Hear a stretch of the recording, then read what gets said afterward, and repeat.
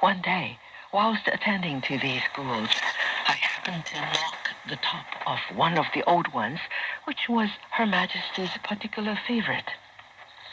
I dared not go and tell Her Majesty what had happened, and one of the court ladies suggested throwing the thing away altogether and saying nothing about it, as Her Majesty would not be likely to find it out, having so many of them.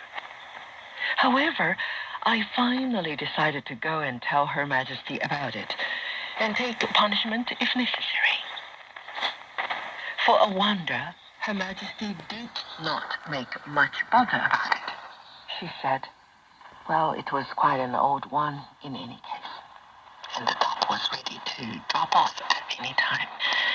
It so happens that you were the one to wipe it, and of course, it came off. It can't be helped. I told Her Majesty that I was very much ashamed at being so careless, especially as I knew it was one of her favorites, and there the matter ended. All the rest of the court ladies were in the waiting room and were anxious to know how I would get out of it.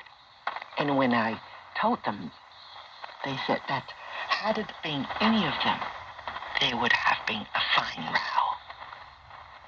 They laughed and said, it must be nice to be a favorite, which made me feel very uncomfortable. I told the young empress exactly what had happened, and she said it was quite right to tell Her Majesty the truth, and told me to be very careful, as there was much jealousy going on. At the beginning of the 9th moon, the chrysanthemums commenced to bud, and it was the